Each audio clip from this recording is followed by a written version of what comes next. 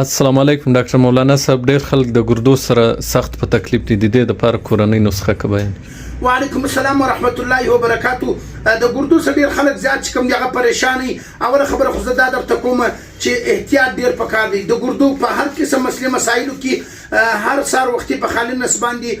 اوبه استعمالوه، پخې اوبه استعمالوه او بیا دغه کم چې کوم دی کله خوراک کوې ډوډۍ خورې د دې څخه مخکې چې کوم دی یو ګیلاس اوبه وڅښه او د دې څخه په مابین کې یو ګیلاس اوبه وڅښه، په اخر کې اوبه چې کوم دی هغه زر مه څښه.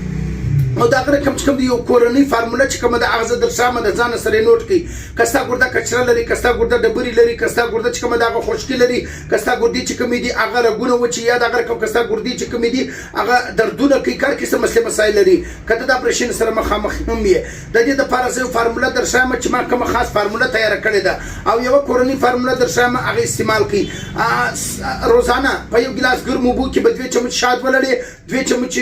یو چمچ به زیتون تیل او بیا دغه کوم چې کوم دی یو چمچ به ارکه ګلاب او یو چمچ د لیمو رس دا په یو ګلاس اوبو کې ولري، سر وختي په خالي نس استعمالي. او دغه رقم کچيري ته د ګردو د دردو سره ډیر زیات په تکلیف او ډیر سخت په تکلیف او د ګردو د تکلیف د وجه د اپریشن سره مخامخ او بیا دغه رقم چې کوم دی د ګردو د ډبرو سره مخامخ په ګردو کې ډبري کغټي ډبري کچنی ډبري یا دغه رقم چې کوم دی په ګردو کې جراثیمي یا دغه رقم په ګردو کې مایکروبي یا دغه رقم په ګردو کې زخمي که هر قسم مسلې مسایل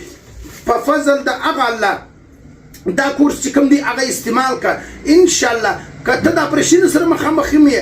تا دغه کورس د وجه سبب ګردي چې کوم دی هغه به صفا کیږم او ستا دغه کورس د وجه سبب ګردي سمېږم او د اپریشن سبب ان شاء الله الله تعالی تخلاص کی. او کچيري که د پاکستان په هر کونج کې ته که بیرون ممالک هر ځای کې ډیلیوري په ذریعہ کوریر په ذریعہ مشتي ته خپل دغه کورس چې کوم دی هغه درسولی سو او که په پاکستان کې راکړلی سي علاج هم کولی سي او بیا د علمي پاکستان جامع سنټر مین مرکزي برانچ کوم دی هغه کواري روډ چلډرن هسپتال ته مخامخ جان محمد روډ صدیقیه تبلیغانو مرکز ته مخامخ علمي پاکستان جامع سنټر مین مرکزي برانچ دی راکړلی سي کورس چې کوم دی هغه ته استعمالولی سي. علاج ذریعہ او سبب دی شفا چې کوم دی هغه به موږ د هغه الله څخه